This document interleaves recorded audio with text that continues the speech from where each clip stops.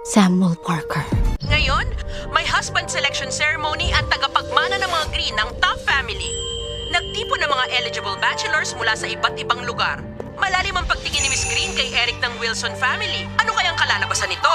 Eric Wilson. Livy! Ano mang mangyari, pakiusap. Bumaba ka muna, okay?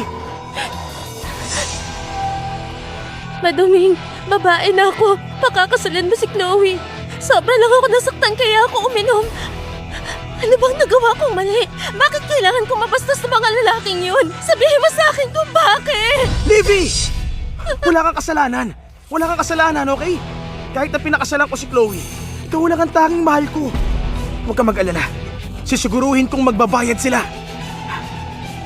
Seryoso ka ba talaga dyan? Hindi ako magsisinungaling sa'yo.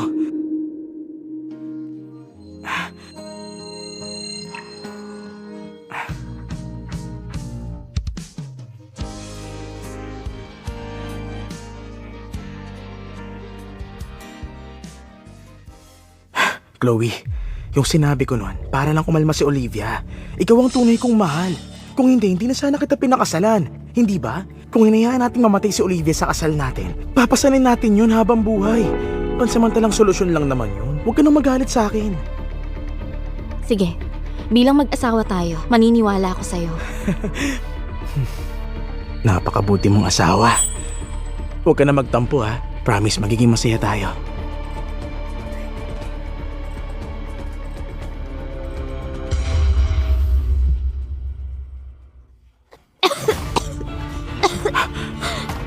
Mahal, may mga kontrata mula sa company na kailangan mong pirmahan.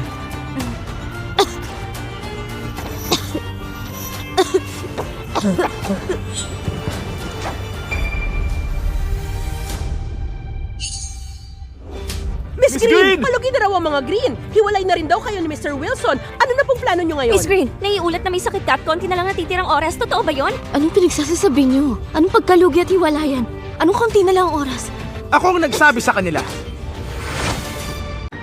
Ako ang nagsabi sa kanila. Eric, mahal. Anong sinasabi mo? Hindi ko maintindihan. Hindi ba binigay mo na sa akin ang lahat ng pag-aari ng pamilya mo? At ngayon, ibinigay ko ang lahat ng kayamanang ito kay Olivia. Parusa sa'yo dahil ikaw ang dahilan kaya siya napagsamantalahan. Hindi ko siya sinaktan. Tumahimik ka. Kung hindi mo inagaw si Eric sa akin, hindi sana ako iinom ng ganun at mababastos, Chloe. Utang mo sa akin na nangyari. Drama wave. Eric, tinanong kita ng diretsahan nun kung handa kang pakasalan ako. Ikaw mismo ang nagsabi na kusang loob mo akong pinakasalan. Manahimik ka! Chloe, umabot ka sa puntong to dahil ikaw mismo ang may gawa ng sitwasyong ito.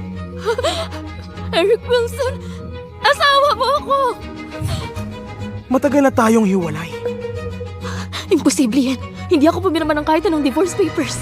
Oo, pumirma ka! Hindi lang mga papeles sa divorce, kundi pati mga papeles sa paglipat ng ari-arian, mga dokumento sa paglipat ng shares, pahintulot na itigil ang pagpapagamot, at isang huling habilin. Pinirmahan mo ang lahat ng yon. Mahal, may mga kontrata mula sa company na kailangan mong pirmahan. Eric, ikaw pala! Ikaw pala!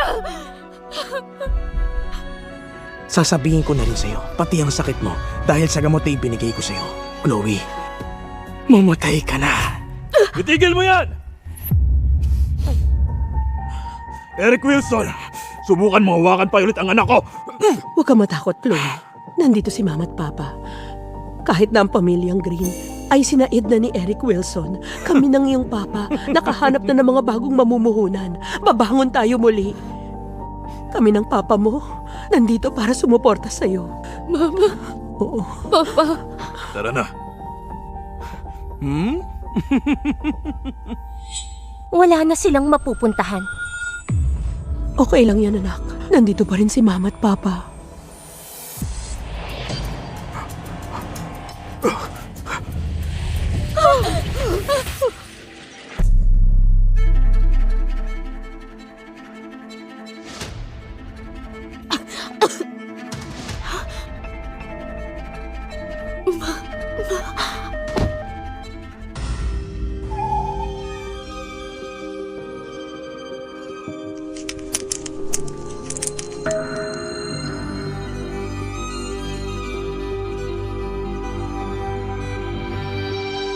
Eric Wilson, hindi mo ito inakala nung muli akong isinilang.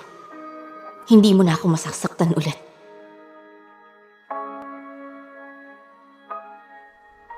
Samuel Parker.